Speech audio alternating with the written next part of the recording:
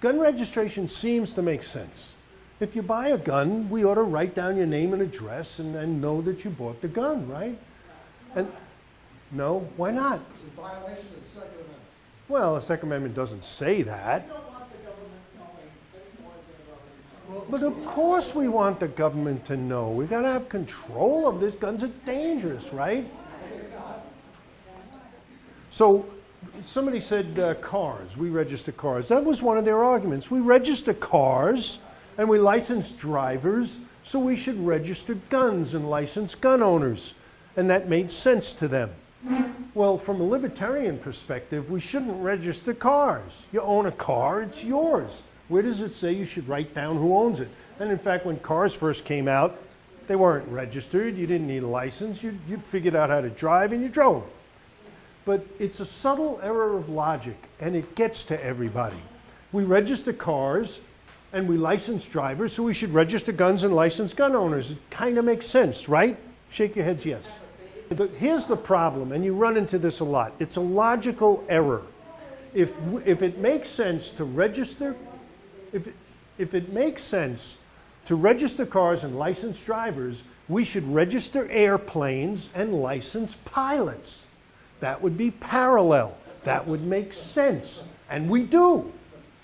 But if it makes sense to license gun owners and register guns, then we should register Bibles and license churches. I got it backwards. We should register churches and license Bibles, because that would be parallel. They're constitutionally protected rights. They're fundamental human rights.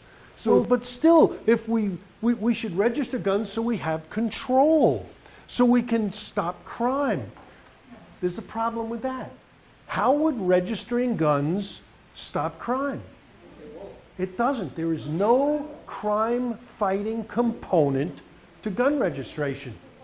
But there are some problems with it. If you register 300 million guns and match it up to 100 million gun owners, that's real expensive. That costs a lot of money to make a list of 300 million anything. And Americans move, on average, once every 10 years. So that's 70,000 changes every day to keep up with people who move. So now you need a building full of bureaucrats keeping up with people who move. And how does that stop crime? It doesn't. It takes valuable resources and allocates them towards record keeping of people who didn't do anything. That's what gun registration gets you. Well, but we should still do it because it'll feel good. I mean, how can you let all these people have guns? How can you let all these people have guns? It's about control. Gun control isn't about guns. It's about control. And these people on the left want control. And the really biggest problem with registration for me, it's a crime to not have your gun registered. So you own a gun, and you own another gun that isn't registered. So you've committed a crime by having personal property, constitutionally protected property, that isn't on the government's list. And it's not just a misdemeanor, it's a felony. He's got a gun and it's not registered. That's a crime. And what accuracy do you suppose this government list will have? 300 million guns matched to 100 million people who move 70,000 times a day. And it's worse than that. Because if you're a gun dealer, the numbers all have to match exactly. So if you have gun number Ruger Mark II number 107, and the book says you have Ruger Mark I number 108, well, where's this gun? It says you have Ruger Mark II. I say you have Ruger Mark I. They're not the same. You don't have the gun that the list says you have. Where is it? I don't have that gun. Come with us. It's a felony. At a 1% error rate, you're talking about 3 million felonies of people who didn't do anything. Charles Schumer knows this. If we set up gun registration, everybody's screwed, we have control, every mistake, we get to arrest you or have it hanging over your head like the sword of Damocles. And that's not the biggest problem. You know what the real biggest problem is with gun registration? You can't put criminals in the list. It's illegal.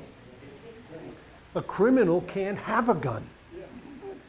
So it's illegal for him to have the gun that you want to write in the list. It'd be a violation of his Fifth Amendment rights against self-incrimination. You can't write him in the list. It's a crime.